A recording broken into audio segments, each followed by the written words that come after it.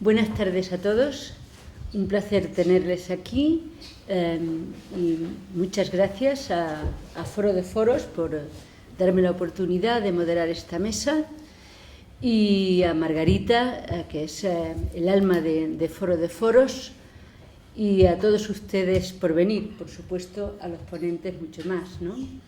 El COVID, el cambio climático, el choque tecnológico, China-Estados Unidos, las guerras de Ucrania y Gaza parecen haber avivado la ética de los consumidores.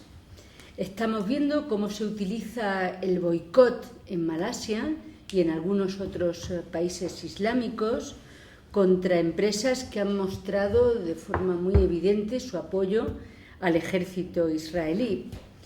Los problemas que enfrenta el algodón procedente de la provincia china de Xinjiang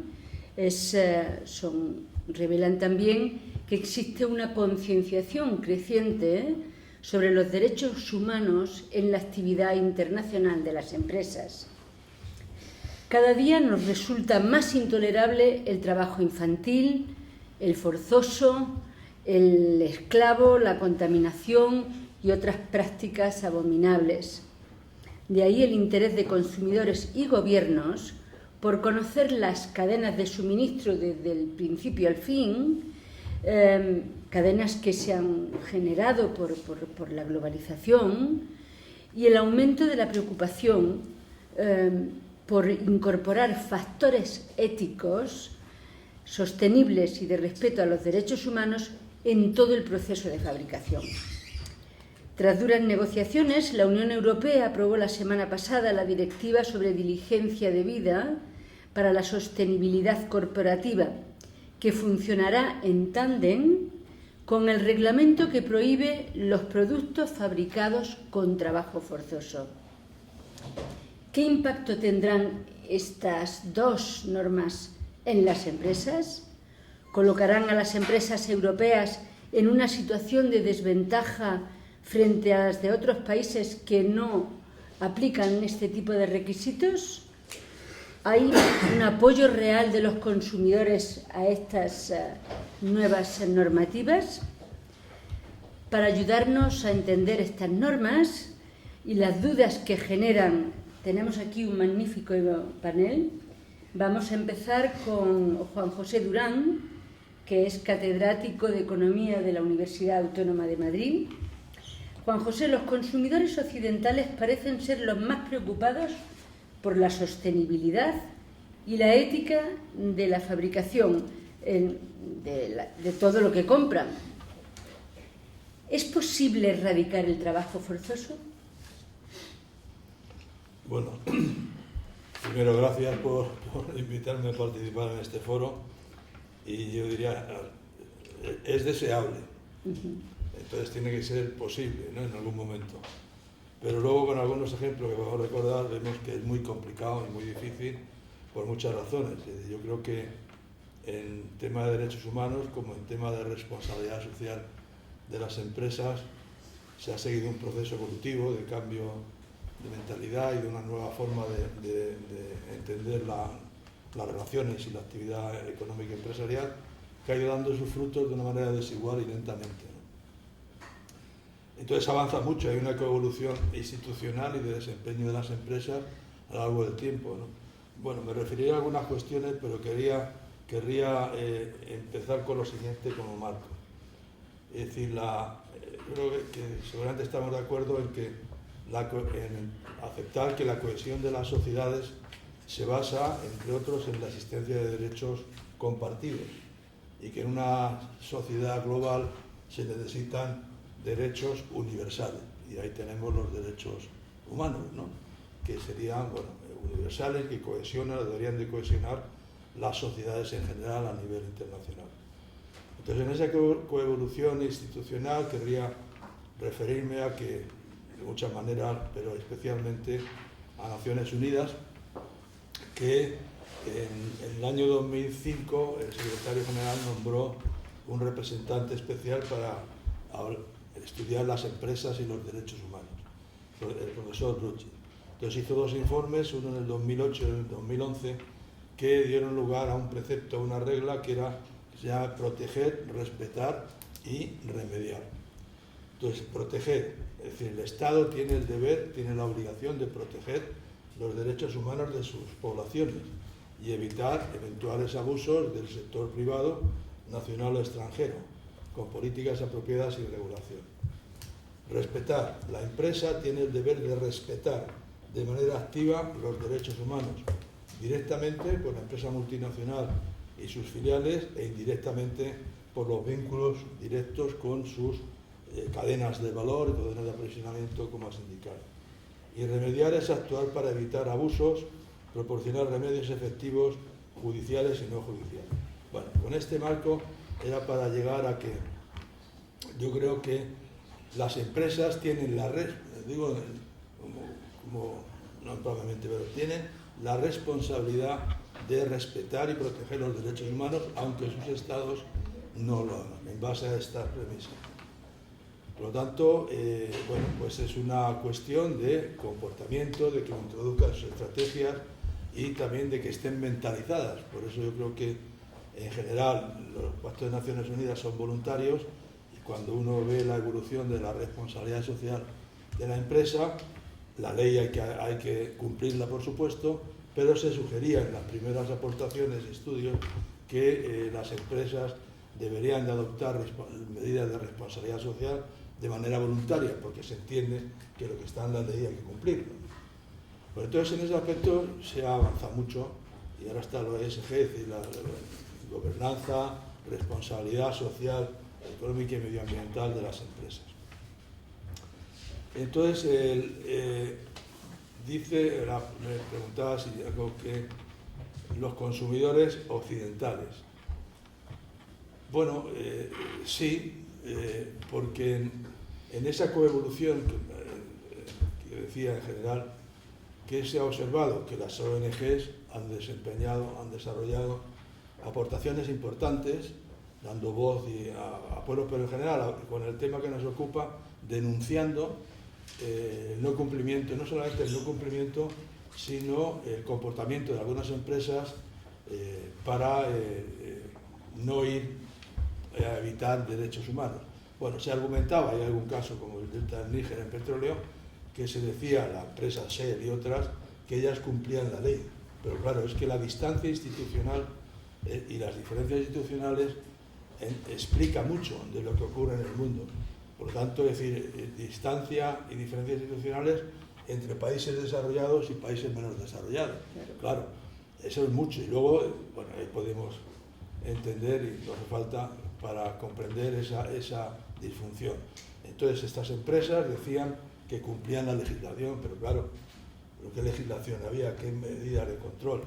Y entonces ahí, en ese aspecto, pues, ¿qué ocurre? Que de unas poblaciones indígenas, digamos, en plan idílico, entre comillas, que vivían de la pesca, la agricultura, con agua y en una zona bien, pues para la hora de sacar petróleo, al poco tiempo, pues hubo contaminación, cáncer, enfermedades, prostitución, corrupción, etcétera. Es decir, es verdad que la empresa daba al gobierno bastantes recursos, y hay muchos más, hasta ejemplos de que en algunos países pues hay empresas que forzaban o presionaban para que prohibieran, que pudieran denunciar a esa empresa por temas de trabajo infantil o temas de enfermedades.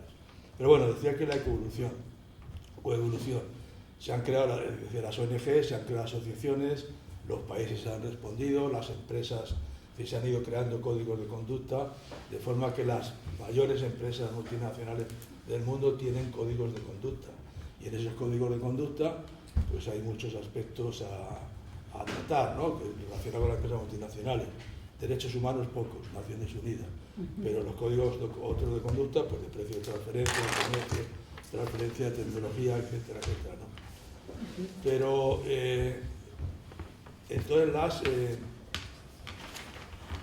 las asociaciones, ONG, asociaciones empresariales, ¿no? No solamente como posible grupo de presión, sino también, como sabemos, las asociaciones empresariales, pues para informarse, coordinarse y, digamos, aprender y determinar medidas que pudieran mejorar las relaciones de la empresa con el medio ambiente y con el mundo exterior de la misma.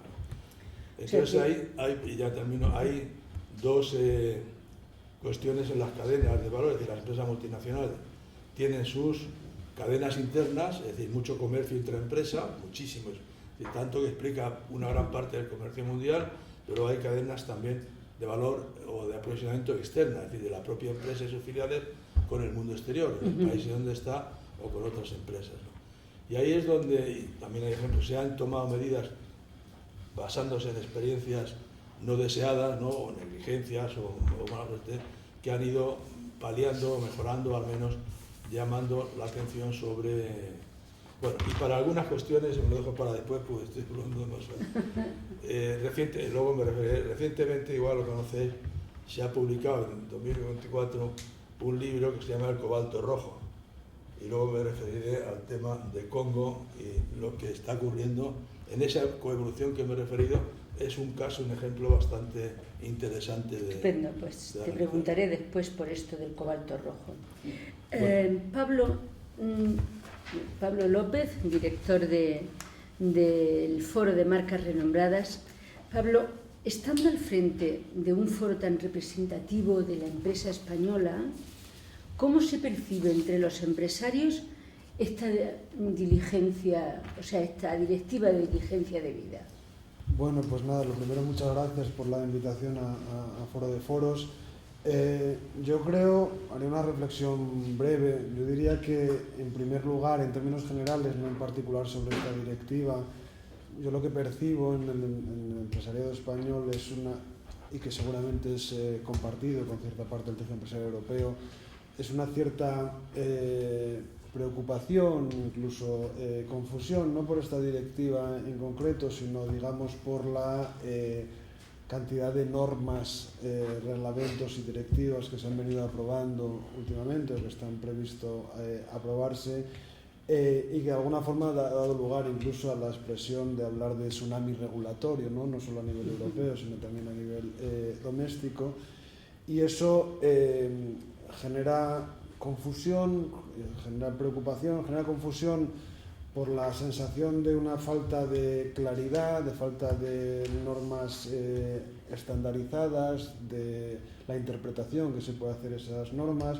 incluso falta de armonización, porque a veces, aunque las directivas europeas buscan precisamente esa armonización, pues a veces también hay incluso solapes entre directivas o reglamentos o normas europeas, pero también con normas aprobadas previamente por Estados miembros. En este caso en concreto, pues hay ya normas aprobadas en países como Francia y Alemania, por poner dos ejemplos, ¿no? Sí. Insisto que esa preocupación tiene dos planos, tanto el plano europeo como el plano español, y especialmente el europeo, desde el punto de vista de que la mayor parte de las normas provienen de ese ámbito, ¿no? Y hay una preocupación que seguramente luego en el debate lo podamos comentar, que tiene que ver con hasta qué punto ese contexto puede afectar a la competitividad de las empresas europeas, ¿no? Y ahora mismo es un tema que está muy encima de la mesa. Estamos hablando de autonomía estratégica en términos de defensa, por supuesto, pero también un componente de competitividad, ¿no? Hay un informe encargado a Mario Draghi que debe presentar próximamente, precisamente de poner acento en esto, y por lo menos es una cuestión que se debe suscitar o que debe suscitar debate. En cuanto a esta directiva en concreto, yo creo que yo percibo una cierta dualidad, ¿no? Que son una dualidad propia del tejido empresarial. Aquí Enrique Fanjul, que es un experto en todos los temas de comercio exterior, pues habla de la dualidad del sector exterior español, pero esa dualidad incluye el tejido empresarial español y europeo, entre lo que son las grandes empresas y las pymes. En primer lugar, una dualidad desde el punto... Y bueno, ya sabemos qué porcentaje representan cada una de ellas en términos cuantitativos. Una dualidad en el sentido de que las empresas grandes, las empresas multinacionales, en realidad llevan años trabajando en esto, ¿no? Yo creo que ha habido una evolución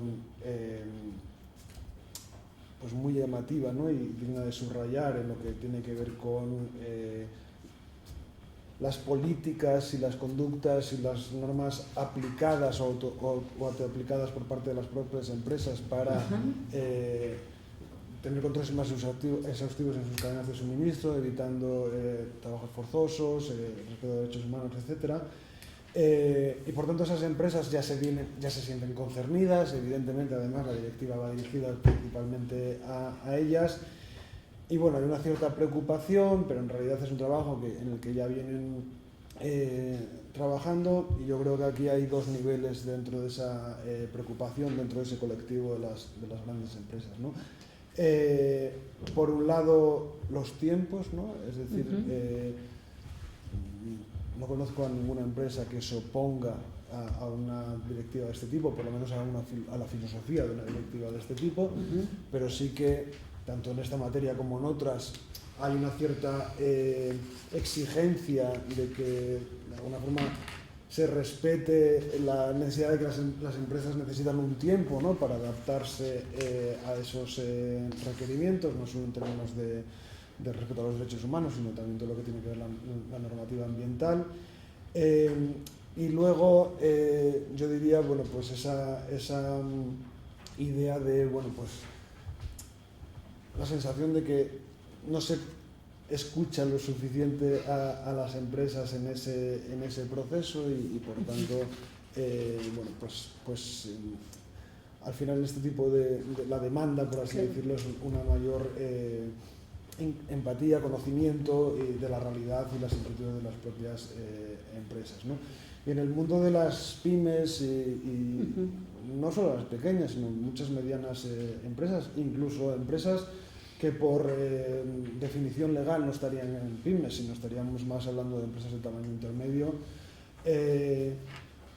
yo percibo una misma preocupación en torno a la perspectiva de la competitividad y una cierta preocupación compartida en cuanto a sentirse un poco abrumados, ¿no?, por toda esa normativa, pero en general yo también percibo un cierto desconocimiento, ¿no? No por parte de las organizaciones empresariales, obviamente, que representan a ese colectivo y que obviamente defienden los intereses, y de hecho, pues en gran medida la última versión de la normativa pues ha sido incluso más laxa en el sentido de qué tipo de empresas van a ser concernidas en un primer momento, pero yo diría que en términos generales hay bastante desconocimiento, ¿no?, sobre eso, y yo creo que las empresas, en ese caso, ese perfil de empresas, exigen también más información, cierto asesoramiento en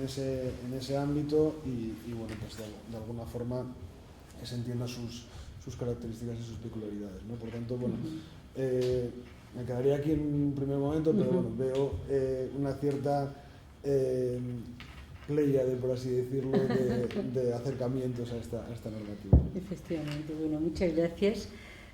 Enrique Fanjul es socio director de Iberglobal. Enrique, tú llevas meses trabajando sobre los esfuerzos de la Unión Europea para imponer los valores occidentales en toda la cadena de suministro. Y la semana pasada, después de mucho debate, de muchos problemas, se ha aprobado la famosa directiva de diligencia debida. Pero parece que después de la oposición de alemanes e italianos, sobre todo, pues que el texto que se ha aprobado es un texto más laxo, más, en fin, que se ha edulcorado bastante el texto original.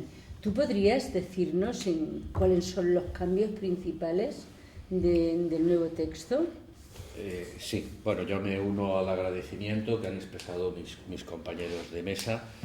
Efectivamente, bueno, este es un tema que lleva ya alrededor de 2 años en proceso de elaboración, ¿no? La directiva de la Unión Europea sobre el tema de derechos humanos y sostenibilidad corporativa. También lleva un tiempo la regulación, previsiblemente se van a aprobar con no mucha diferencia de tiempo, sobre trabajo forzoso, 2 temas también, como apuntaba Pablo, que entre los cuales existen algunos solapamientos, etcétera, ¿no? La verdad es que la directiva, que en España, por cierto, el tema ha tenido muy poca repercusión, ¿no? Yo por lo menos lo llevo siguiendo un tiempo. Casi nula. Casi nula, ¿no? No he visto aquí apenas prácticamente, es decir, ni artículos, ni debates, etcétera, mientras que en otros sitios sí que ha habido reacciones muy importantes, sobre todo en el mundo empresarial, ¿no? Por ejemplo, en Alemania es que hubo una especie de manifiesto firmado por una serie de asociaciones de empresas alemanas que se llamaba el manifiesto, tenía un título ya muy significativo: Urgent Call, Stop the European Union Corporate Sustainability Due Diligence Directive. Urgente, paren la directiva de la Unión Europea, etc., ¿no? Entonces, como decías, Georgina, el proceso de negociación parecía que había ya culminado en diciembre, cuando se alcanzó un acuerdo entre el Consejo Europeo y el Parlamento, pero cuando fue ahí, yo creo, cuando se produjo la mayor movilización empresarial, ¿no? y se registró, digamos, la sorpresa de que en una reunión de representantes de los gobiernos que tenían que darle su visto bueno, que se pensaba que iba a ser un trámite, etcétera, en febrero, pues resulta que se produjo esa posición por parte, sobre todo inicialmente por parte de Alemania, se unieron luego toda una serie de países y la directiva no logró alcanzar la mayoría cualificada suficiente. Tenía que, bueno, por los procedimientos internos de la Unión Europea, tenía que contar con el respaldo de 15 países que representaran un 65% de la población y no llegó, digamos, a esos requisitos, ¿no? Bueno, a partir de ahí se inició un proceso de renegociación muy intenso que ha llevado a que se haya aprobado ahora, el viernes pasado, un nuevo proyecto de directiva que ha supuesto un nuevo proyecto de directiva que, por terminar de centrar los plazos, ¿no? Va a ir al Pleno del Parlamento Europeo el 25 de abril, que es el último pleno antes de las elecciones europeas, y se espera que ahí reciba la aprobación final. Pero, al igual que hubo una sorpresa en febrero en la reunión del Coreper de los representantes de los gobiernos europeos, pienso que no se puede descartar al 100% que puedan surgir nuevas sorpresas. En cualquier caso, el nuevo texto rebaja mucho los requerimientos que tenía el otro texto. Bueno, no voy a entrar en muchos detalles, ¿no? Pero, por ejemplo, pues el umbral, el anterior texto, pues establecía que se iba a aplicar la directiva para las empresas que tuvieran 500 empleados y 150 millones de euros de facturación. Ahora esas cifras se han duplicado en lo que se refiere al número de empleados, se va a aplicar a empresas que tengan al menos 1.000 empleados, y se ha triplicado lo que se refiere a la facturación a 450 millones, ¿no? Tenía la anterior directiva también unas normas especialmente más rigurosas para los que se consideraban sectores de alto riesgo, es decir, sectores en los cuales son más proclives para que pueda haber este tipo de violaciones de derechos humanos, de trabajo infantil, etcétera, ¿no? Como la minería, la agricultura, etcétera. Eso ha desaparecido, los sectores de alto riesgo, ¿no? También la anterior directiva tenía una norma que verdaderamente era, en fin, es decir, muy excesiva y muy exagerada, es decir, que obligaba a las empresas a hacer la diligencia debida, es decir, la investigación y supervisión de sus cadenas de suministro y de que en ellas no se violaban los derechos humanos, las obligaba a que tenían que estudiar su cadena de suministro, tanto directa como indirecta. Es decir, no solamente si sus suministradores cumplían con los requisitos de derechos humanos, sino si los suministradores de los suministradores, ya si digamos, y los suministradores de los suministradores también cumplían. Eso ha desaparecido.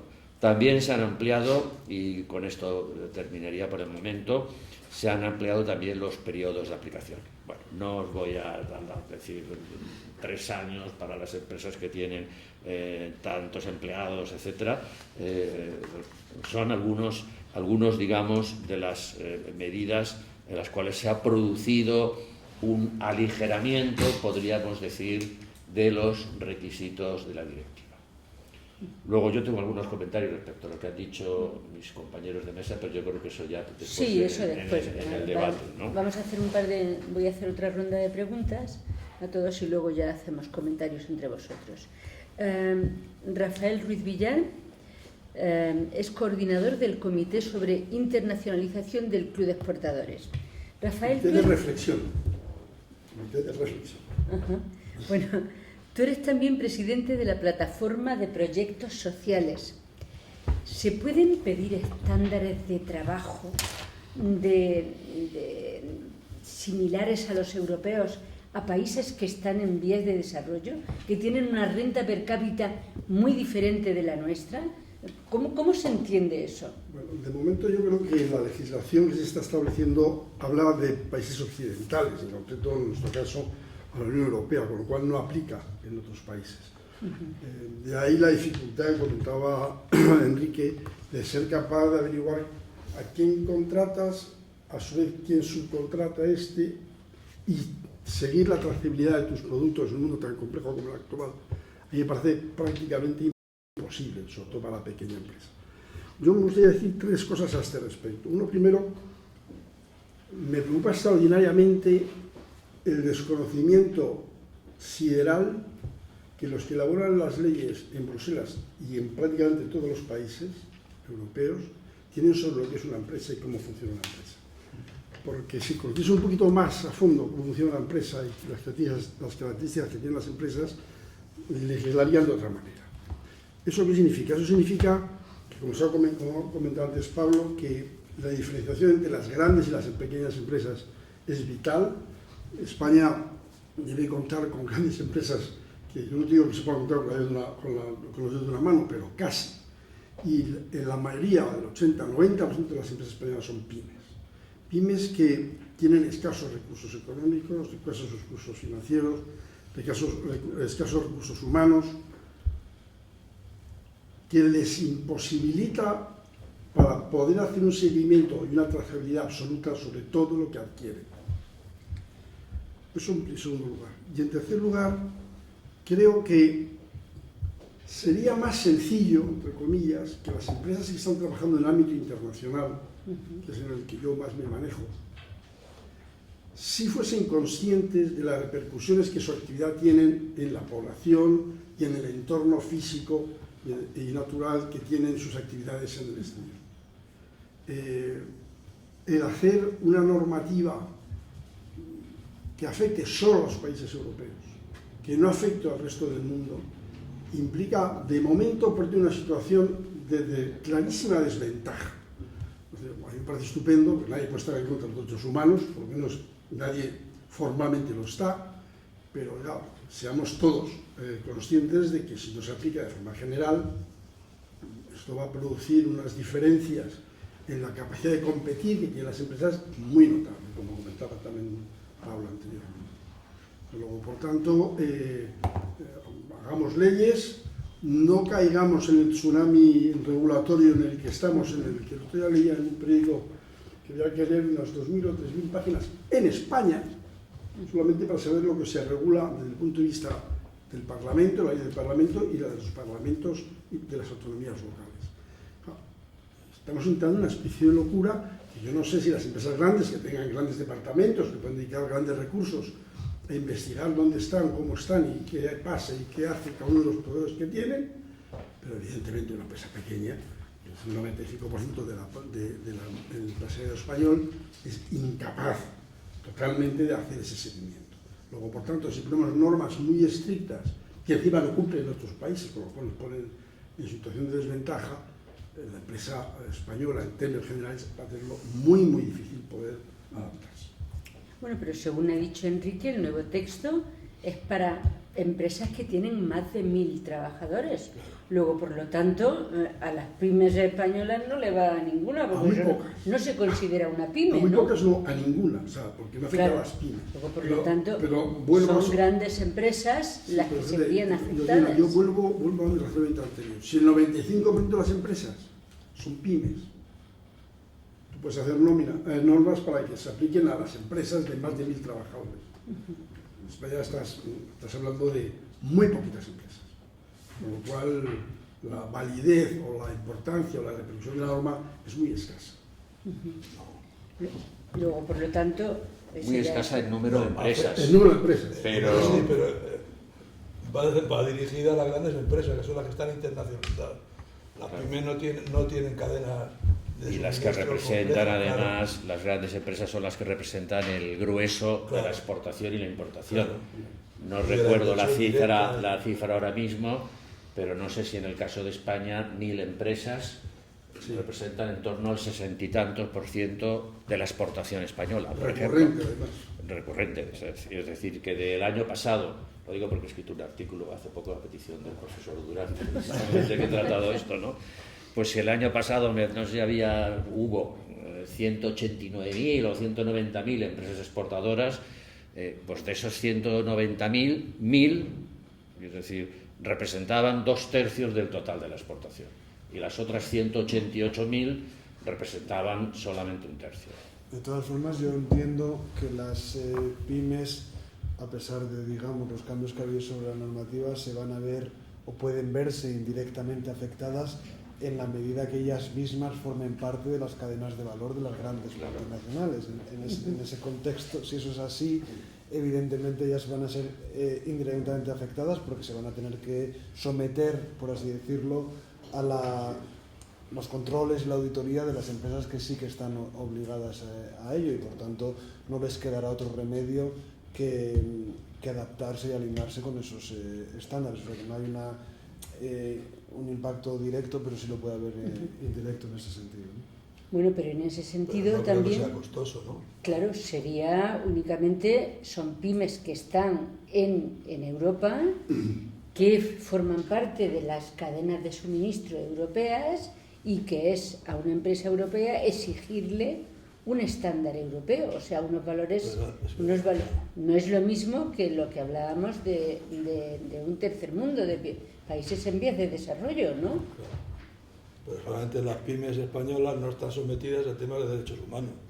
Pero bueno, seguramente los cumplen, ¿no? En la relación que tienen con las grandes empresas y demás. Sí, sí. Y ya hay una normativa en España en este sentido, que prohíbe el trabajo infantil, etc. La auditoría que les pudieran hacer, yo creo que es poco costosa, ¿no? Es decir, Sí, Juan José. Sí. ¿no? Te vendo, te compro. Sí, soy Juan José, pero yo lo que me planteo es que la pyme más pyme del mundo, cuando compra y adquiere algo, algún elemento que necesita para su proceso de fabricación, en un mundo tan complejo como el actual, es muy difícil que sepa de dónde viene el producto final.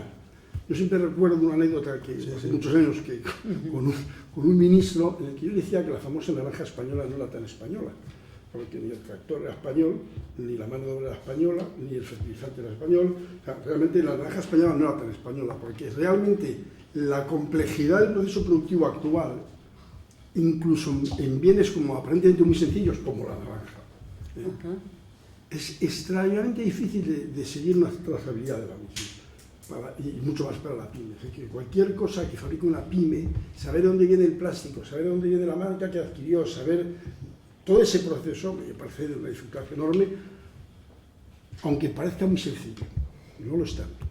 Pero yo creo que la pyme, o sea, a la pyme no le va a afectar de dónde viene el plástico, puesto que es una pyme. Sí, lo que sí afectará a la pyme será si la pyme está utilizando trabajadores ilegales, claro. Y lo está trabajando de forma que está abusando de ellos, vulnera tanto la legislación española como la legislación de la Unión Europea en esta directiva. Vulnera la legislación española. Bueno, ya no hacía falta esa directiva. Claro, por eso digo que vulneró primero la legislación española. ¿no? Y facturas de a quién la compra vendida, Claro. por eso. Lo que me refiero es que no es posible hacer ese seguimiento. Si a la empresa pyme se la exige por parte de la empresa grande, que es un suministrador de esa empresa grande, se le exige que haga ese seguimiento, no lo puede hacer. No tiene capacidad económica, ni medios, ni recursos humanos para hacerlo. Y no solamente, pienso yo, no solamente la pyme, la gran empresa puede tener muchos problemas para poder hacer ese seguimiento. Es decir, vamos a pensar en China, por ejemplo, que es la gran fábrica del mundo, que además está en el centro, es casi la referencia más importante en relación con estos temas. Está ahí el tema de Xinjiang, de trabajo forzoso en Xinjiang, de desplazamientos de trabajadores, etcétera. Aunque se trate de una gran empresa, Volkswagen, que tiene ahí una fábrica, no sé, tú vas y le dices a los chinos, oiga, que yo voy a mandar una empresa auditora para que audite y que a ver si se respetan los derechos humanos en las empresas que me están suministrando materiales a mí, o me están suministrando paneles solares, que también se fabrican mucho en Xinjiang, etc. Los chinos van a decir, oiga, usted aquí no viene a controlar cómo es la situación de derechos humanos de mi país, en absoluto, olvídese del tema. Y además, mucho más ahora que en China ha aumentado mucho, yo creo que existe mucha preocupación entre las empresas y entre los expatriados, ha aumentado mucho la inseguridad, estoy diciendo la inseguridad jurídica y física de la gente. Es decir, que hay directivos de empresas que han desaparecido. Sabéis que en China una práctica que tiene que es bueno, no voy a decir curiosa porque me parece un poco frívolo, ¿no? Pero es que de repente la gente desaparece, ¿no? Es eficaz. El año pasado han desaparecido 2 ministros, que yo creo que no han reaparecido todavía, Georgina, No, me parece, ¿no? porque la Bien. normativa en China normalmente es cuando la comisión de disciplina del partido te está investigando, en ese periodo desapareces. Y luego solo cuando la comisión de disciplina ha determinado tu culpabilidad o lo que sea, te pasa a los tribunales ya ordinarios y entonces es cuando reapareces. Pero, vamos, Pero te puedes pasar 6 meses desaparecido. Exacto, pero ni siquiera se dice, yo creo que ni siquiera se anuncia tal persona está siendo sometida a una investigación de la comisión disciplinaria Pero se sabe. o de los tribunales. A ver, todos lo O sea, se suponemos sabe. que si ha desaparecido. Por deducción. Efectivamente, No, pero se sabe, Bien. vamos, que eso sí se sabe, que es la comisión de disciplina, que la persona que desaparece, el empresario que hay desaparece es la preocupación. comisión de disciplina. Hay preocupación entre las empresas y de hecho hay bastantes empresas que se están retirando de China por diversos motivos, no únicamente por este, pero uno de los motivos es el temor que tienen por la creciente inseguridad en este sentido legal, física, etcétera, ¿no? El mayor despacho de abogados del mundo, Dentons, ha decidido cerrar todas sus actividades en China. Va a seguir en Hong Kong, que pertenece políticamente a China, etcétera, ¿no? Pero ha decidido cerrarla y se ha mencionado como el motivo principal el creciente temor, digamos, por sus abogados, porque les pueda pasar algo, porque puedan ser detenidos, etc. Bueno, pero volviendo a lo que decía, que lo de efectuar el seguimiento, el análisis y la diligencia de vida no solamente es complicada para las pymes, sino también para las grandes empresas. Juan José, ¿tú crees que los países en vías de desarrollo entenderán esta normativa? Supongo que sí, porque es decir, si uno habla de valores o de derechos singulares, es como si no se entiende lo que es la dialéctica entre el bien y el mal. Seguramente pues pueden ver que puede ser positivo, que es una buena, bueno, Europa, ¿no? Se basa básicamente, digamos, en valores. Europa lo que tiene son valores, buenas más regulaciones y demás. Entonces esto lo saben los países menos desarrollados. Entonces, ¿en qué puede...? Claro, es que algunos países poco desarrollados dependen bastante de las grandes empresas multinacionales, ¿no? Claro. Entonces, dependerá fundamentalmente de cómo actúen esas empresas multinacionales. Y pues yo creo que si haces una auditoría interna de la empresa o la contrata con el exterior, pues el tema es hablar, como decía, del mercado, de la regulación, del mercado de las consultoras, etcétera, ¿no? Que están también alrededor de todo esto. Entonces, en tanto en cuanto vean que es positivo para erradicar el trabajo infantil, pero no cerrar el grifo de que no puedan tener remuneración los trabajadores y que eso puede afectar, aunque sea lento, porque los niños en vez de estar cogiendo cobalto o algodón y demás, pues pueden ir a las escuelas. Yo creo que a través de estas medidas se tardará, pero sean positivas porque llegarán ¿cómo lo van a apreciar? Sí tiene, pero se necesita cooperación de las autoridades.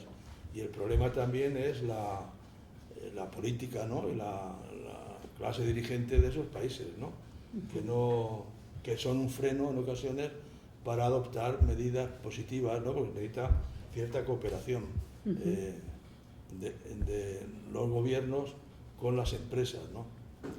Es complicado, pero yo creo que puede ser positivo sin duda, claro. Pablo, ¿tú crees que estas normativas encarecerán mucho los productos y que la gente que compra marcas renombradas, que compra lujo, está dispuesta a pagar el doble por un artículo simplemente por respeto a estas cosas, a estas normativas? Bueno, la verdad es que aquí hay muchos temas que se están suscitando en la mesa que nos darían para un debate muy largo, ¿no? Sí, ahora puedo puntualizar algo. De hecho, sobre este punto que se estaba comentando ahora, yo creo que aquí bueno, pues merecería una pena también una reflexión, porque yo creo que en parte este tipo de normativa, y que conste que parece que estoy en contra de ella, sino que tengo una cierta escepticismo, por así decirlo, o dudas, ¿no?, sobre su efectividad y su aplicación. Yo creo que una de las dudas que pondría sobre la mesa es si se ha valorado lo suficiente el impacto que puede tener en los países en desarrollo, precisamente, los países que forman parte de esas cadenas de suministro. Y lo voy a dejar ahí porque creo que no se ha tenido suficientemente en cuenta, y esto tendría muchos ángulos en la discusión. Respecto a la pregunta concreta, por un lado yo creo que toda esta dinámica, efectivamente, y todo lo que tiene que ver con la transición energética, pero más allá de la transición energética, todo lo que tiene, la transición verde, todo lo que tiene que ver con el ámbito de la sostenibilidad desde una perspectiva más amplia, que incluye los aspectos sociales, sí que genera un cierto encarecimiento de los productos y servicios, y por tanto las exigencias de esta directiva también, en un contexto además que ya se está produciendo un contexto inflacionario por otros motivos. Eso es una realidad. De hecho, yo diría que desde luego esta normativa, este tipo de normativas no buscan un impacto positivo en la empresa, no ese es su propósito, no digo que busquen un impacto negativo, digo que no buscan un impacto positivo en la empresa, sino las externalidades de las empresas, y por tanto en ese sentido a las empresas avanzar en esa transición o aplicar esta normativa no les va a generar ventajas competitivas, porque al final las ventajas competitivas exigen una capacidad, implican una capacidad de diferenciarte, ¿no?, frente a tus competidores, y no creo que en este caso aporten eso, ¿no? Con respecto a los consumidores, esto sí que nos daría para una mesa redonda en sí misma, ¿no? Primero, bueno, matizar que el concepto de marca renombrada no implica que sean marcas de lujo, implica que son marcas conocidas y reconocidas por el público en general, o por un amplio espectro del público, más allá de cuál sea su posicionamiento. Coca-Cola es una marca renombrada, aunque no sea una marca de lujo, ¿no?, por no mencionar marcas españolas.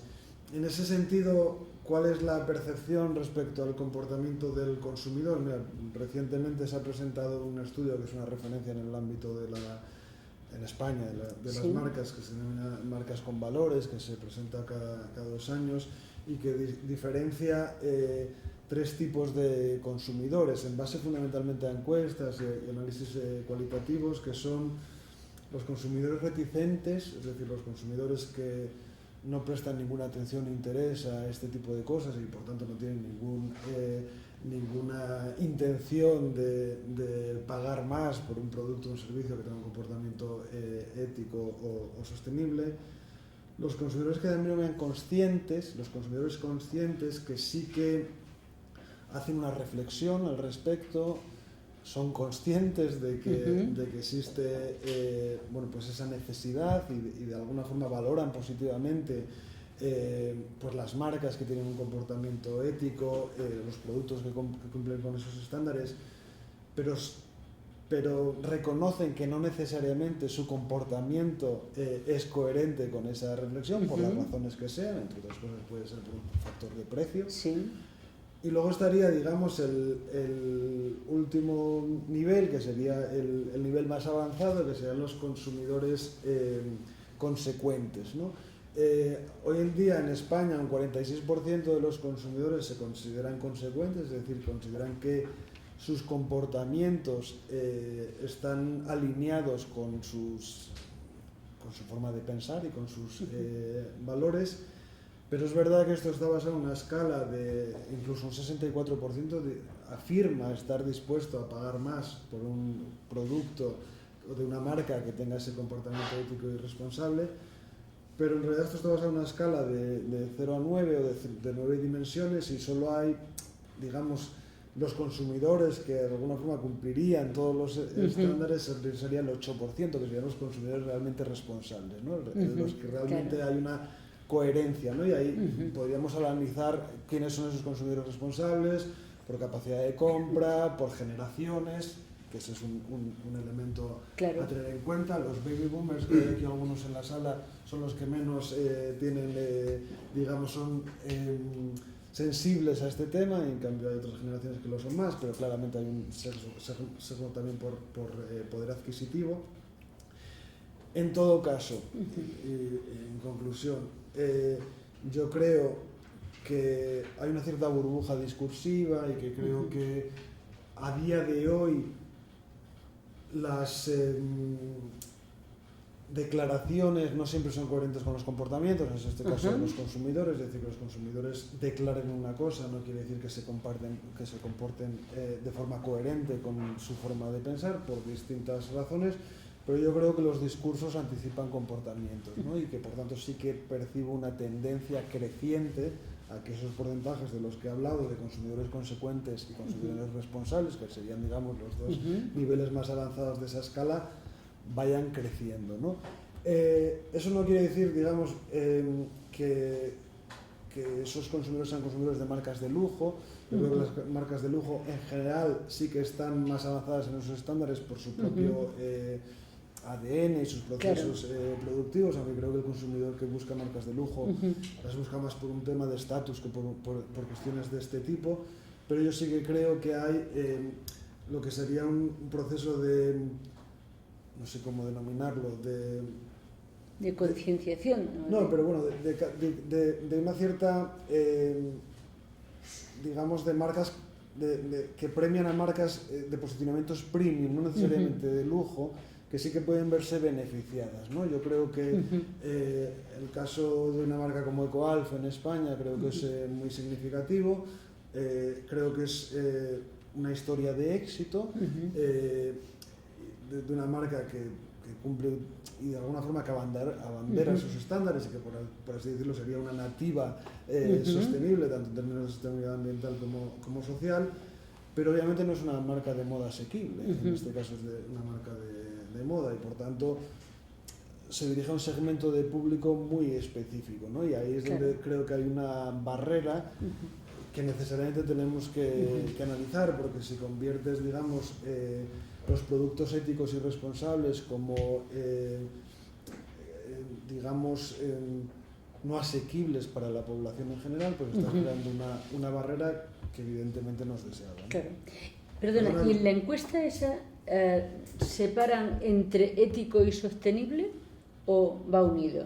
No, separan. Digamos que analizan muchas variables, y de hecho incluso en el comportamiento ético diferencia el comportamiento ético en general, el comportamiento ético con tus trabajadores, que es una variable diferente, y un comportamiento ético más específico todavía, que el consumidor le da mucha importancia, que es cómo trata la empresa tus datos personales, ¿no? Esa es una variable analizada al comportamiento ético de la empresa, pero específica sobre tema de datos. O sea que está desagregado. Ahora estoy haciendo un resumen, aunque me he enrollado un poco, estoy haciendo un resumen, pero está desagregado por variables. Pero es interesante no solo por la fotografía actual, en este caso 2024, porque estoy hablando de un informe que se acaba de presentar, sino porque es un informe que se viene realizando desde 2015 y se presenta cada 2 años, y por lo tanto puedes observar una evolución, y es una evolución, una tendencia creciente. Por eso digo que los discursos anticipan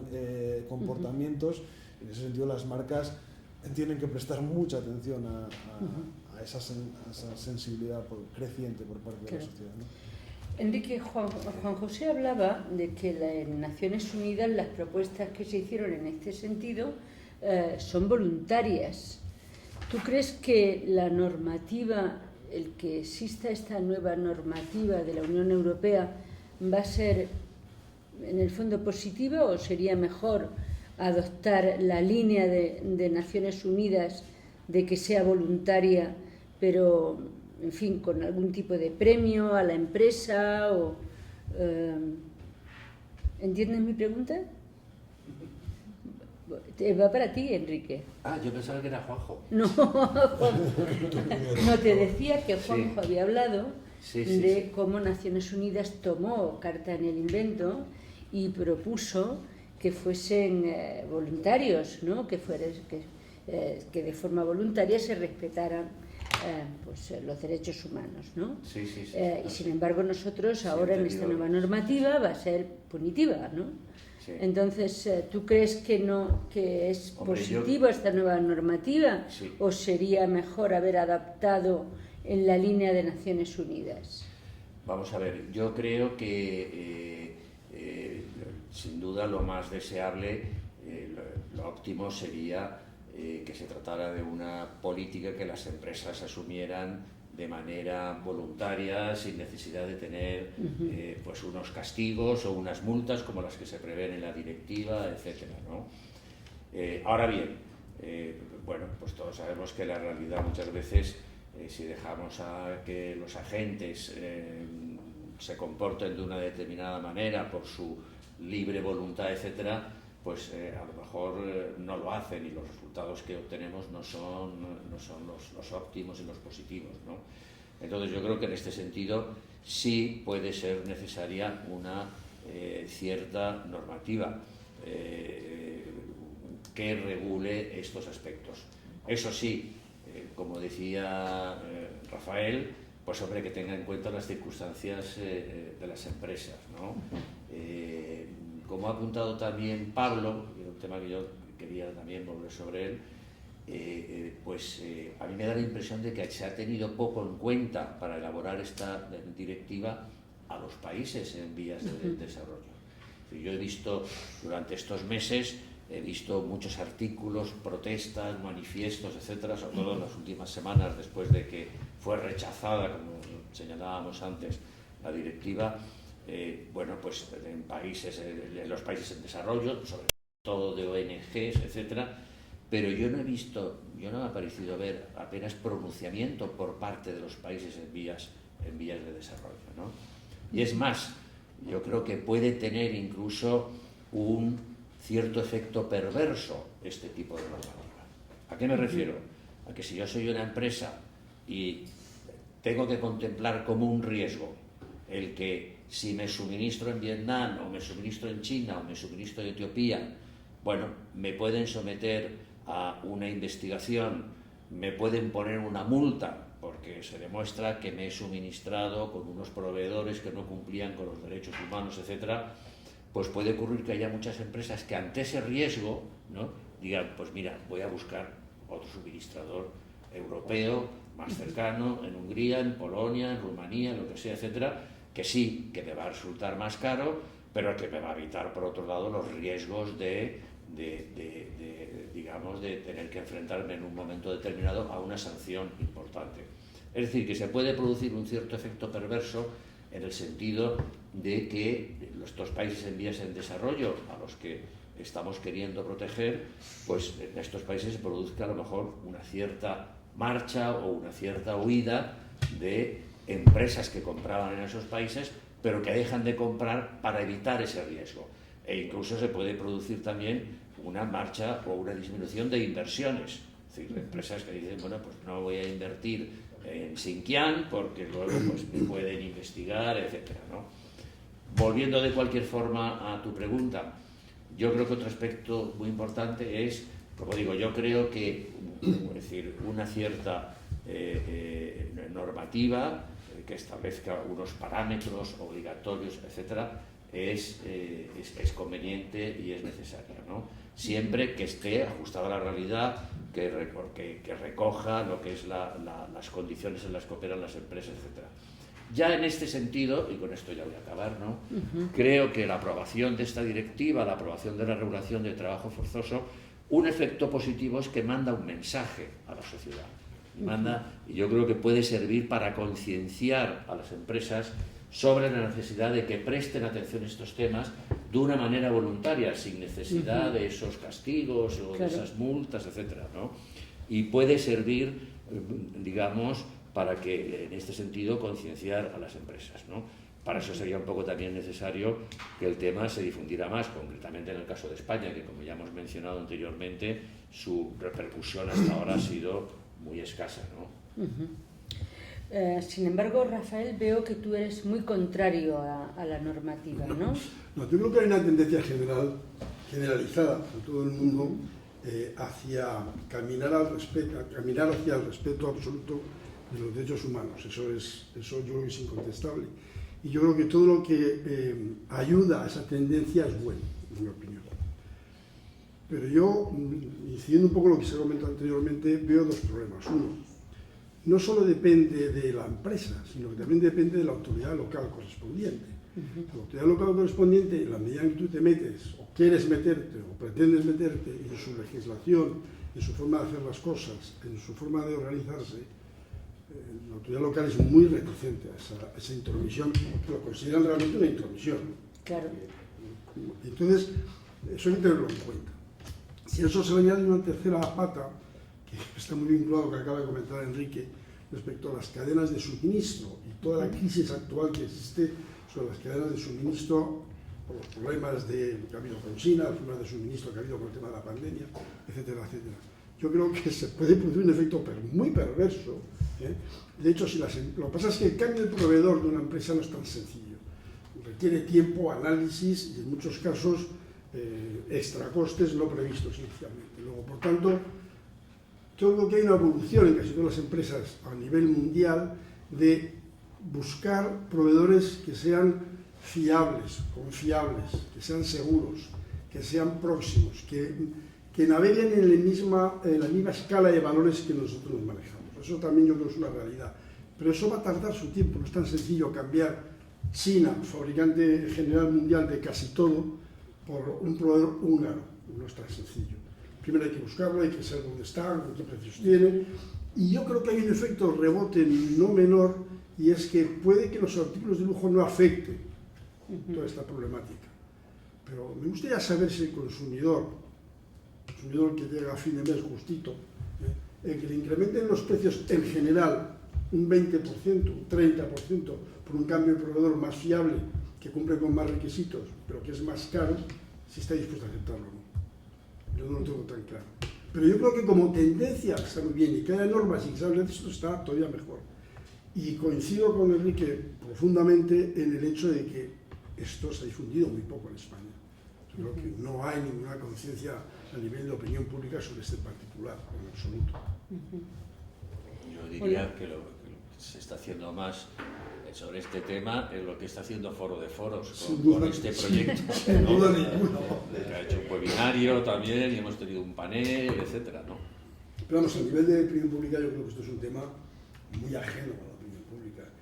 Aunque estoy convencido que tú lo planteas y la opinión pública mayoritariamente, masivamente va a decir que sí, que le parece estupendo. Cuando le digas, oye, y eso te va a costar más a partir de ahora, ahí tengo alguna... Igual no tienes más remedio. Sí. Es decir, me refiero que hace, es decir, que no hay otra alternativa, vamos, que el producto que cuesta, igual que si se encarece la energía, el petróleo, pues te cuesta más la gasolina, La ¿no? tendencia es imparable.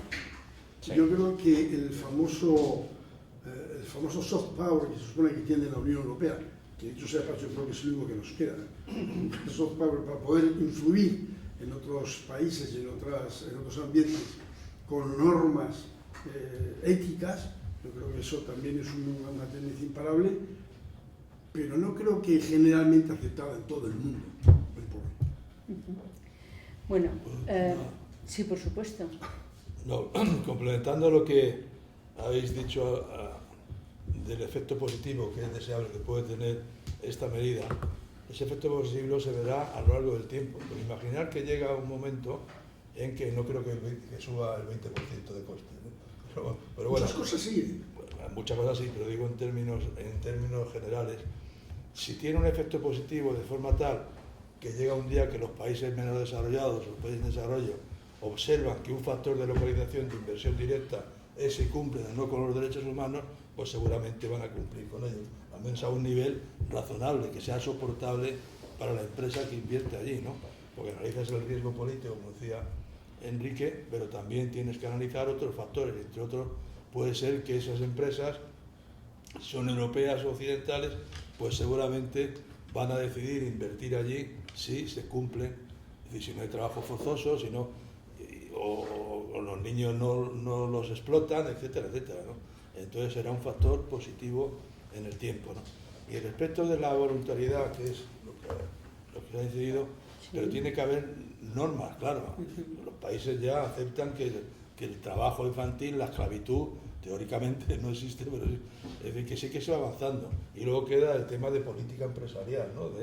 De los activos intangibles, y uno es la reputación de la empresa. Y ya únicamente respecto de la competitividad, es decir, la competitividad en términos muy resumidos podría ser que cuando una empresa es capaz de producir, fabricar bien y distribuirlos más barato que la competencia. Para ese tipo de empresas la variable de decisión es el precio. Y otro es la competitividad, que tú te diferencias, que tienes valor añadido y eres distinta a los demás. Y ahí hay otras cuestiones que es la calidad, que es la diferenciación, son las percepciones, que marcas, se sabe bastante, ¿no?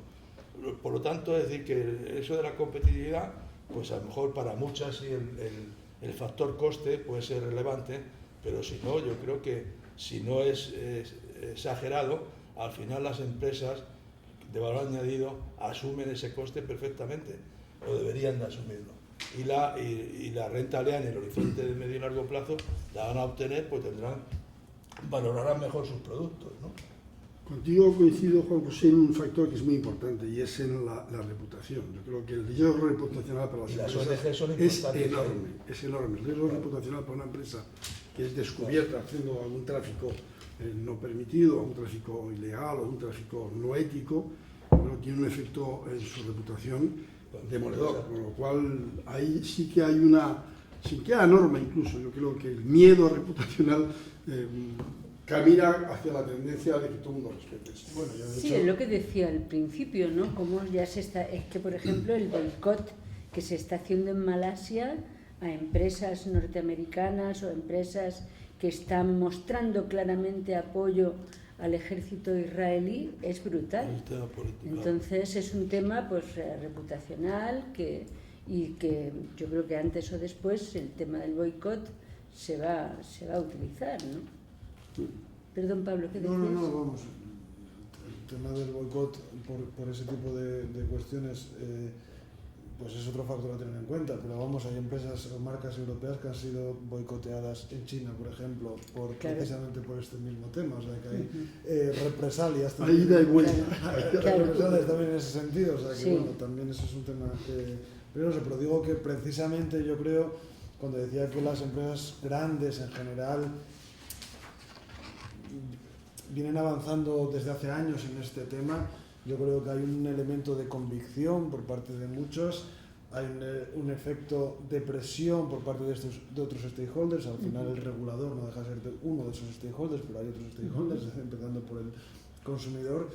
Y hay un tema que ya no tiene que ver con la convicción, hay un tema que tiene que ver con el riesgo reputacional. Y entonces hay casos tan llamativos, hubo casos tan llamativos de marcas muy reconocidas a nivel internacional que se vieron afectadas por este tipo de situaciones en los años 90, al principio de los 2000, que yo creo que la mayoría de ellos se han cuidado mucho desde hace años, mucho antes de esta normativa, de intentar aplicar todos los controles posibles, sobre todo las marcas más reconocidas y multinacionales, ¿no?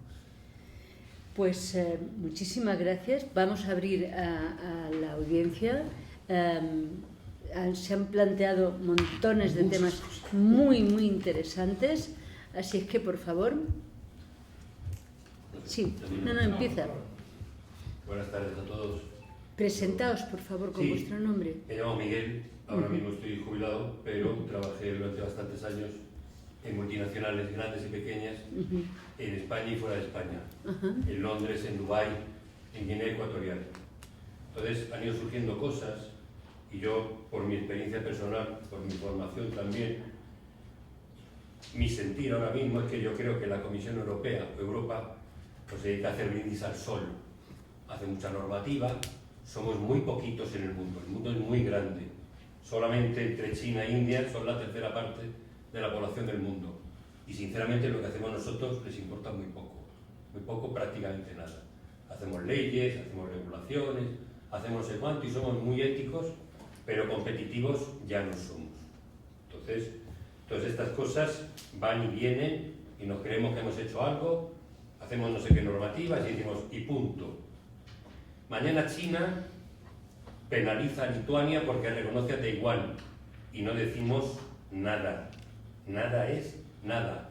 Lituania se queda con sus condiciones que China le está imponiendo o lo quita de en medio de la cadena de suministros y entonces Lituania se empobrece con relación a sus vecinos y no decimos nada. Regulamos mucho las emisiones de CO2, pero resulta que cada país tiene una cuota y la puede comprar y vender. Y entonces yo me quito de fumar y resulta que mi vecino me echa el humo por encima de la valla, porque acaba de comprar más tabaco. Y no digo nada. Entonces, estamos en la cadena de que el dinero de los pobres, de los países ricos, que queremos ayudar a los países pobres, va al final a los ricos de los países pobres, que vuelven a invertir aquí a título particular. Entonces, si mañana me dicen que tengo que ayudar a Angola, porque Angola es un país en vías de desarrollo, y al mismo tiempo me entero que Isabel dos Santos, que es la hija del presidente dos Santos, es la mujer más rica de África, pues entonces algo me pasa en la cabeza. Ya no ayudo a Angola, porque a lo mejor estoy ayudando a Isabel dos Santos, que se acaba de comprar un apartamento en Lisboa que no lo tiene ni Cristiano Ronaldo, por ejemplo. Entonces, éticamente, estamos haciendo muchas cosas, pero no sabemos cómo funciona el mundo. Una multinacional llega a un país y sabe que tiene que pagar una coima, un soborno, un no sé cuánto. ¿Eso es ético? No. Ahora, si quiero estar en ese país, lo tengo que pagar. Y si no lo pago, me sacan del sistema y no vendo en ese país. Y otra empresa que esté dispuesta a pagarlo, pues es competitiva y vende sus productos. ¿Qué hago con mi ética? ¿Pago el soborno o no pago el soborno? Supongo que usted lo comprenderá todo esto, porque es que el mundo funciona así. No, yo lo entiendo muy bien, yo lo digo, estamos ahí, lo entendemos. Pero, a ver, yo creo que, cuando decía yo antes que Europa se ha quedado solamente con el soft power, que es el tener un poder que no es ni militar, tampoco es económico en gran medida, eso es cierto, solo tenemos ese poder en este momento. A mí me gustaría apoyarme en una cosa que ha dicho antes el catedrático Juan José Durán y que me parece reseñable. La competitividad no solamente consiste en tener el precio más bajo. Yo creo que esa batalla la tenemos perdida hace mucho tiempo. O sea, no podemos competir con China, no podemos competir con la India, no podemos competir con Vietnam, no podemos competir con nadie que fabrica en los volúmenes, en términos generales, en los volúmenes que se fabrican en estos países.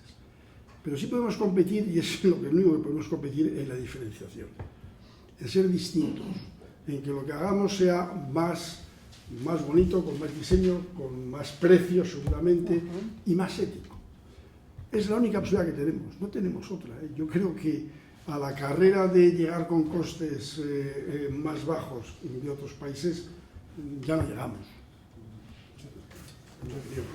Otra pregunta por aquí. No, Perdona, si me permites por comentar sobre las dos cosas.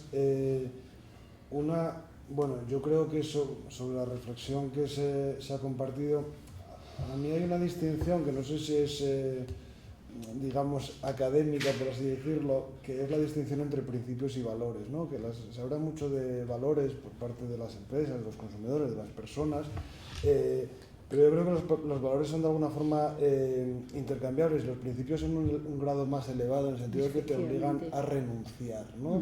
A lo que tú estás dispuesto a renunciar como consumidor o como empresa. Y una empresa, si tiene principios, debería estar dispuesta a renunciar a ciertas cosas, aunque le expulse de ciertos mercados. Si quiere ser coherente con unos estándares y con un discurso y con un posicionamiento, ¿no?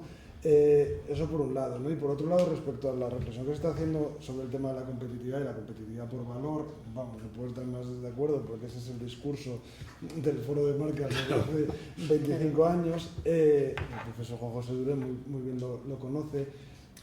Lo que tengo más dudas es que hoy en día en el mercado global, en el mercado mundial y por tanto fuera de la Unión Europea, el componente de estándares de sostenibilidad o éticos sea realmente un factor de diferenciación. Creo que hay otros elementos que sí son claramente factores de diferenciación, que apuntaba Rafa, relacionados con la marca, con el diseño, con el posicionamiento, con la innovación. No tengo tan claro, y es una duda que pongo sobre la mesa, que hoy en día, fuera del ámbito de la Unión Europea, en el ámbito de la Unión Europea ya tenemos más o menos claros en qué estándares nos estamos moviendo, en qué algoritmos nos estamos moviendo. Fuera de la Unión Europea no tengo tan claro que haya esa misma sensibilidad, percepción, y que por tanto eso hoy en día sea un factor realmente de diferenciación para las marcas europeas. Efectivamente. Perdona. Yo quería traerlo a la competitividad interna. No sé si hay estudios sobre esto, pero lo que podría suceder es que se replicara un poco el problema que está pasando con la agricultura. Es decir, el agricultor español está sometido a unos altos estándares y en virtud de acuerdos de libre comercio, un marroquí puede vender el mismo producto con estándares inferiores. Afecta a la competitividad interna y a la supervivencia de la empresa española. En esta materia podría sucedernos exactamente lo mismo, es decir, un marroquí esté vendiendo un producto fabricado en China, que puede venderlo o fabricado en Marruecos o en cualquier otro país, al que no tendría acceso precisamente por las normas que somete a la empresa española, a la empresa portuguesa o a la empresa francesa. No sé si esto está analizado o hay una visión superior sobre todo esto. Yo quería hacer un comentario muy breve sobre esto porque lo tenía apuntado como uno de los comentarios finales que quería hacer. Evidentemente la norma aplica, por así decirlo, no solo a las compañías europeas, sino a las compañías que operan en Europa, obviamente, pueden ser filiales de multinacionales extranjeras, pero yo creo que hay un cierto limbo en lo que son productos importados dirigidos al consumo final. Los productos importados que forman parte de una cadena de valor, pues sí que obviamente están concernidos por la norma, pero en los que son dirigidos directamente al consumidor final y evidentemente al consumo final, estamos hablando sobre todo de productos de consumo. Yo creo que hay un cierto limbo, yo tengo un cierto desconocimiento sobre cómo afectan, y desde luego la percepción que yo tengo, y bueno, lo tenemos todos los que leemos los periódicos ahora por las protestas del mundo de la agricultura, pero también con muchas conversaciones que tengo con empresas, es que tienen la sensación de que hay una no sé si llamarlo doble moral o una falta de rigor en los controles, y que en Europa están comercializándose productos que cumplen estándares distintos, ¿no? Que teóricamente deberían cumplir los mismos, y las aduanas son un cierto coladero de ese tipo de productos. Y ahí sí que yo percibo una inquietud muy importante por parte de empresas, no solo del sector de agricultura, digamos, sino de otros muchos sectores. No, además, la directiva, digamos, se tiene luego que transponer en la legislación nacional. La directiva luego cada país tiene que instrumentarla legalmente o adaptar sus leyes existentes o crear una nueva ley, etc. Y ahí se establecerán con las sanciones, es decir, hay un amplio margen para, por así decirlo, establecer los detalles con los que se va a aplicar la directiva. Y ahí esto sí que se ha denunciado también, y se menciona en este manifiesto que yo cité anteriormente, por ejemplo, de las asociaciones empresariales alemanas, se manifiesta el temor a que pueda haber diferencias importantes en cómo se aplique la norma entre diferentes países europeos. Es decir, que no ya es que estemos hablando de problemas de diferente competitividad con países no europeos, sino que puede que hasta lo que se dice el level playing field, el campo de actuación en la propia Europa, en ese campo de actuación haya diferencias importantes entre unos países y otros. A mí me gustaría decir una cosa a este respecto. A mí me parece que hace falta un poquito más de pedagogía a todos los niveles respecto a la incorporación lo que supone la incorporación de valor añadido en el producto o los servicios que uno presta si cumple con una serie de normas. Pues a mí me parece, productos del campo, ¿no?, el hecho de que haya fresas que han venido de no sé dónde demonios y que han generado unos problemas de salud brutal, eso implica que, oye, pues a lo mejor yo como consumidor prefiero consumir fresa de Huelva, que sé que tiene todas las garantías sanitarias, a traerme una fresa que cuando vende Marruecos, por ejemplo. Y hay exactamente igual con un montón de productos que hacen tienen el mismo planteamiento. Y yo creo que hay que hacer una pedagogía por parte de las autoridades y por parte general en la sociedad para que se incorporen valores que implican un posible incremento de precio. Yo no estoy de acuerdo con Juan José que luego pasará del 20%, yo creo que en algunos casos va a superar el 20%, pero en cualquier caso es un valor añadido que nos da confort, nos da tranquilidad, nos da sosiego y paz, y nos da sobre todo una diferenciación también respecto a otros productos. Yo creo que hay que hacer una pedagogía que no está hecha. Sí, pero ¿cómo sobrevive la empresa mientras se hace esa pedagogía? Pues sí, Es decir, cuando hay un pues mercado incorporando esos valores y difundiendo. Perdón, tenía una palabra por aquí y luego tú. Tú, por favor. Sí, bueno, mi nombre es Antonio Fuertes y trabajo en una consultora que se llama Business and Human Rights, se llama así. O sea que se entiende que no hay duda, no hay línea de producto, línea B de producto, línea C. Por lo menos en principio. En principio, ya si se diversifica, se diversifica. No es nueva, no tiene que ver con este ámbito. Cuando una mujer visionaria hace ya 20 años empezó a trabajar en esto con Ian Brandy y hace 10 años pues es una empresa que funciona y que ha trabajado con bastantes empresas, ¿no?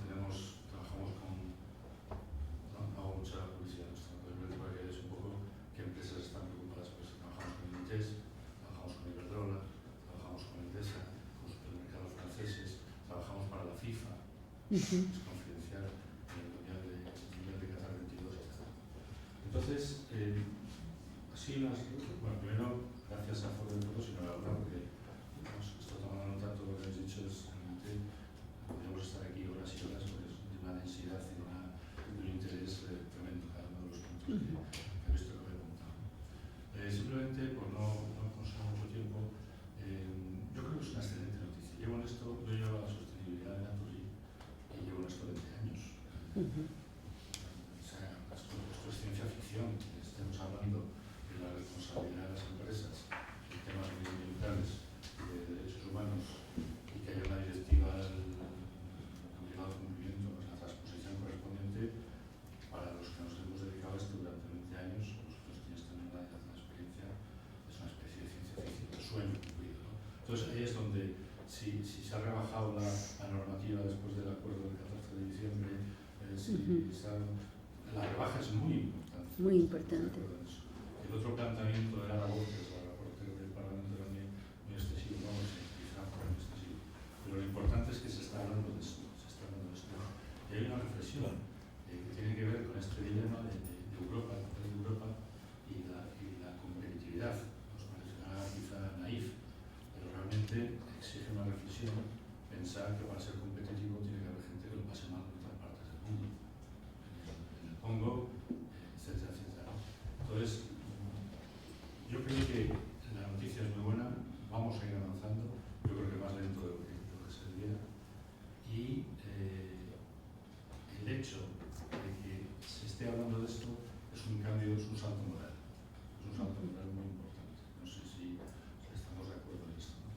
Y desde el punto de vista de la velocidad, claro, nosotros defendemos que cuanto más velocidad mejor, pero es secundario. Las empresas, no tengo la lista, la perdí y estoy tratando de buscarla, porque las empresas no se oponen a esto, hay muchas empresas que lo apoyan. Recuerdo la asociación CNA, la Asociación Italiana de Pymes, 600.000 pymes, que en este impasse en el que no se sabía qué iba a pasar con la directiva, si se aprobaba o no se aprobaba, salieron a defender la directiva. Hay empresas alemanas, asociaciones empresariales que también la han defendido. Y desde ese punto de vista, pues yo creo que es un proceso en que tendremos que aprender todos, pero no, quería haceros una pregunta, a ver cómo lo veis. En el proceso este de, vamos a decir, de dilución no en este último 14 de diciembre, sino en el anterior, como llaman, que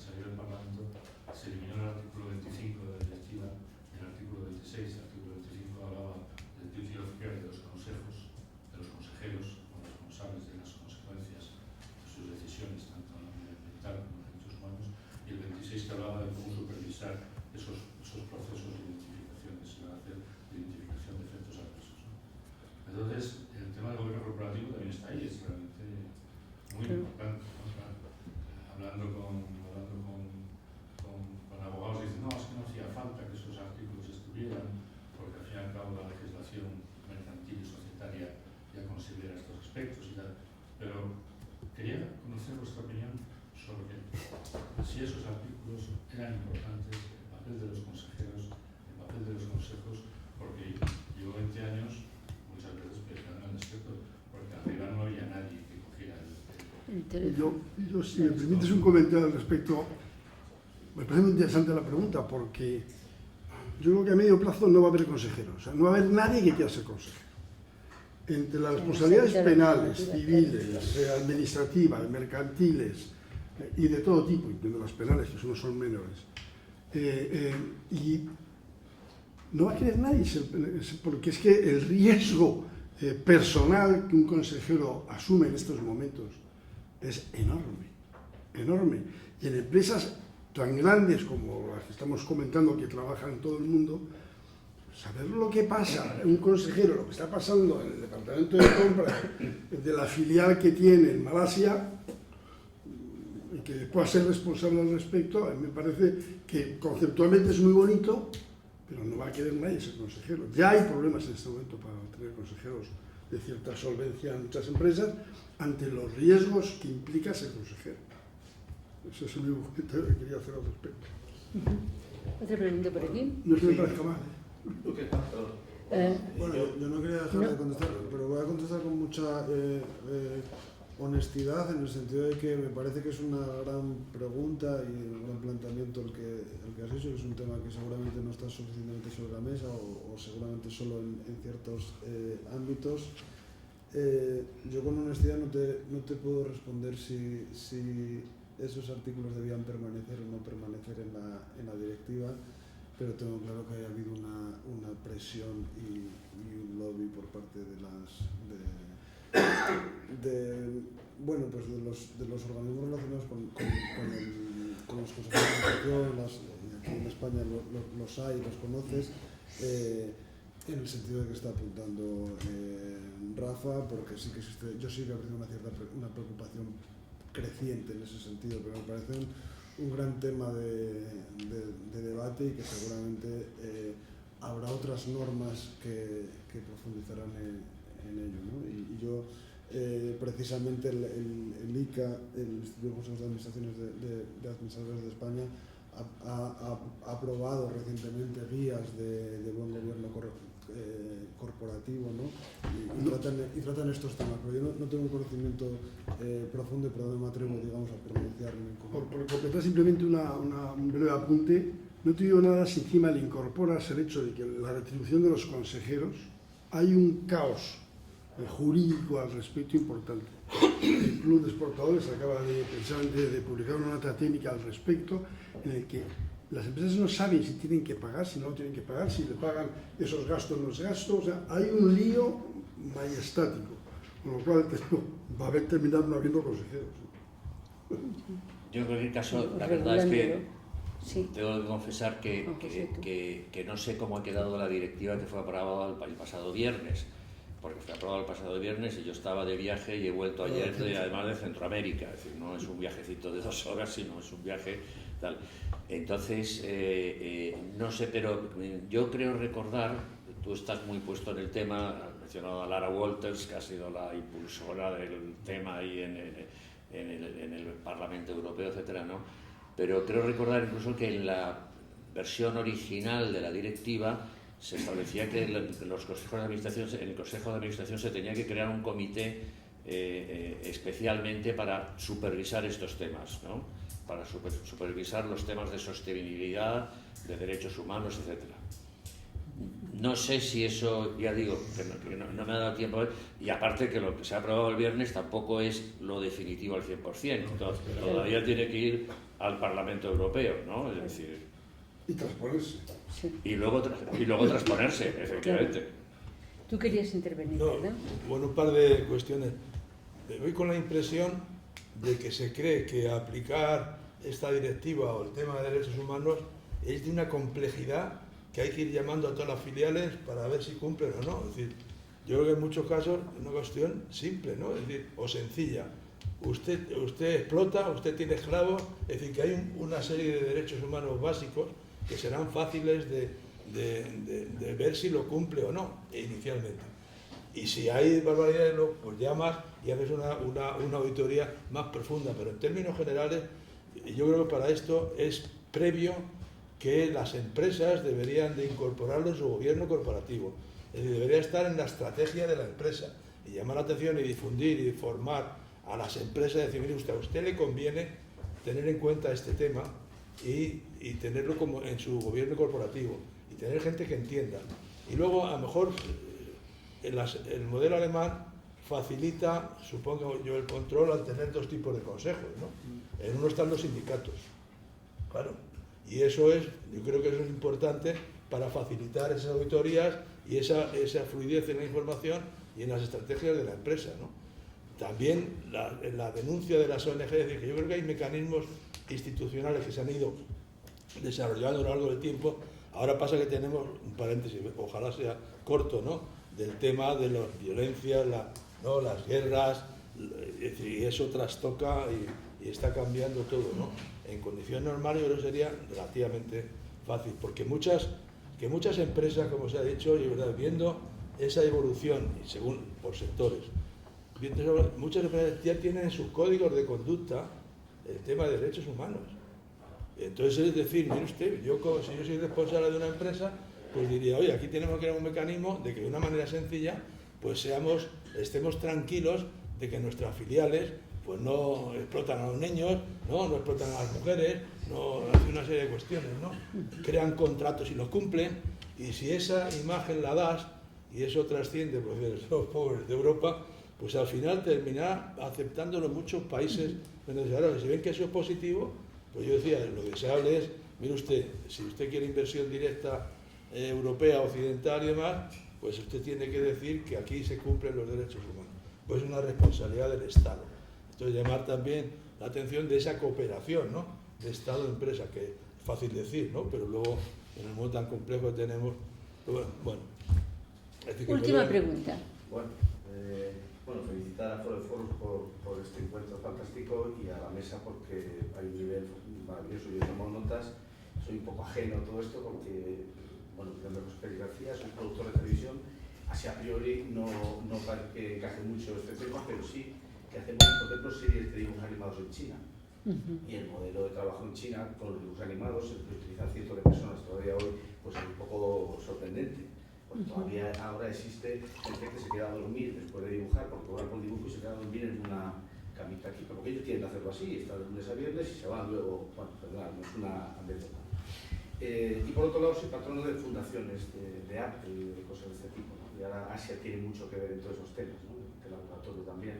Pero lo que quería decir es una pregunta más prosaica o más romántica, pero no parece que, no pasó le queda el soft power, es verdad. Es verdad que a la vez hay un tsunami, como habéis dicho aquí, regulatorio tremendo. No falta una parte más, no voy a decir patriótica porque la palabra cuesta mal vista, del europeísmo, es decir, ¿por qué no luchar un poco por, en paralelo a esas regulaciones, sensibilizar de que al fin y al cabo los europeos somos los que venimos avalando de alguna manera desde hace más años este tipo de derechos? ¿Por qué no intentar acercar la costada a nuestras propias empresas? Es decir, nosotros que lo cumplimos y que tenemos el interés en cumplirlo, ¿por qué la Unión Europea, en vez de ser tan legisladora, no pone a la vez una parte de comunicación un poco más cercana para que todos sepamos y digamos, joder, al fin y al cabo yo me siento europeo? Sería una buena oportunidad para que en vez de estar aquí entre pueblos nos viéramos un poco más europeos, ¿no? Es que el francés ha dicho, el alemán ha dicho, ¿no os parece que hace falta, o haría falta, una parte más romántica en el discurso de Europa? A la vez que regula, también dice, mira, nos autorregulamos y nos obligamos, el que quiera que nos siga porque esto va a ocurrir. Y de alguna manera habrá muchas empresas que dirán, mira, yo quiero dejar de trabajar con otros porque efectivamente quiero hacerlo aquí. Y a lo mejor parece una tontería y no es un cambiar el mundo, pero probablemente sea un primer paso. Es la pregunta un poco. Si no debería avanzarse más en eso en la Unión Europea. Eso es lo que yo decía antes, que si no, decía antes de hacer pedagogía. Yo creo que se hace muy... No es que no se ha hecho, de hecho, decía Enrique, es que toda esta norma se desconoce, no sé cómo es que no la conoce ni el 1% de la población. con lo cual es una norma desconocida. Pero yo creo que falta pedagogía y falta pedagogía sobre los valores y la incorporación de esos valores a la actividad normal de la empresa. Pero falta pedagogía. Sí, ahí un poco vamos, yo estoy totalmente de acuerdo contigo, ¿no? Pasa que desgraciadamente hoy en el mundo en general, Europa, que podía ser portavoz un poco de este mensaje, estamos yendo a un mundo en el que el multilateralismo está en retroceso, ¿no? Porque, por ejemplo, este tema que estábamos hablando hoy, que puede haber unas diferencias luego de competitividad muy grandes porque vas a competir con empresas que no están sometidas a esas normas, etc. Pero a lo mejor se hubiera sido un tema para llevarlo a la OMC, a la Organización Mundial de Comercio. Lo que pasa es que la OMC está en una situación de inoperancia muy grande, ¿no? De cualquier forma, pues yo creo que Europa sí que tiene que hacer un esfuerzo de pedagogía interno dentro de Europa. Yo diría que luego los gobiernos, autoridades de cada país, internos en cada país, porque aquí en España verdaderamente es lo que hemos dicho, ¿no? Es decir, tal. Y también Europa, pues en los foros internacionales en los que participe, en los acuerdos comerciales y de asociación que firme, es decir, ahí ya en los acuerdos comerciales de la Unión Europea, ya desde hace unos años, que se han empezado con lo que se llaman los acuerdos de nueva generación, que ya no es un acuerdo simplemente de libre comercio, de eliminar barreras, sino que ya se contemplan muchos otros temas, entre ellos temas de derechos humanos, etcétera, ¿no? Bueno, pues en todos estos foros, acuerdos, etcétera, pues ahí sí que tiene efectivamente un papel que realizar de difusión y de concienciación del tema, y luego internamente, dentro de Europa. Incluso yo diría más, Europa uno de los principales activos que tiene es la ayuda al desarrollo que la propia Europa fomenta y promociona. Y esa ayuda al desarrollo sí se puede condicionar a ese tipo de cosas en los países, y ahí sí que el soft power pasaría a ser algo más que soft power en la medida en que la ayuda quede condicionada a que se cumplan esas normativas. Yo creo que hay muchas formas, pero fíjate que siempre es soft power, siempre es soft power. Sí, desde esa posición que no se queda ahora, claro. Y me gustaría decir una cosita breve. Hablando de pedagogía, la mejor lección que yo he recibido es de un africano, un estibador del puerto, que me dijo: tú tienes lo que quieras, jefe, pero yo voy a tu país, hago así y no me falta de nada. Tú pruebas a hacer lo mismo en el mío. Yo creo que tenemos que perder un poquito de ingenuidad y empezar a verlo desde el otro punto de vista. Porque, por ejemplo, en Afganistán salimos corriendo y hemos abandonado un país entero, porque fuimos incapaces de que ese país aceptara nuestra democracia, que nos creemos que es una urna donde se ponen votos. Salimos corriendo, y es un país que está ahora mismo a merced de una gente que es innombrable. Y otra cosita, y breve, muy breve, me extraña mucho que haya tanto boicot hacia Israel, que es la única democracia de Oriente Medio, y nadie diga nada de los pistachos que vienen de Irán, que es un país homófobo y misógino. Y nadie dice nada, y ahí sigue. Gracias. Fuera ya de contexto, si ya hemos acabado, sí. Yo recuerdo una anécdota que le pasó al director de una empresa pública española de comercio exterior muy importante en su momento, ya desaparecida, y que hablando una vez en Paraguay, le llevaron a ver los indígenas que había en la mitad de la selva y tal. Entonces este hombre se quedó encantado y le decía al jefe latino: y usted, es que realmente es una maravilla, francamente me vuelvo emocionado de lo que he visto, de la naturaleza, cómo ustedes viven y tal. Y yo se lo quiero y digo: está usted equivocado, yo lo que quiero es vivir como usted. Y si no, viene usted a vivir como vivo yo. Bueno, muchas gracias a todos. Vamos a pasar a la otra sala a tomar un vinito y un poquito de jamón. Y hemos hecho pedagogía, foro de foros. Muchas gracias a todos. Gracias.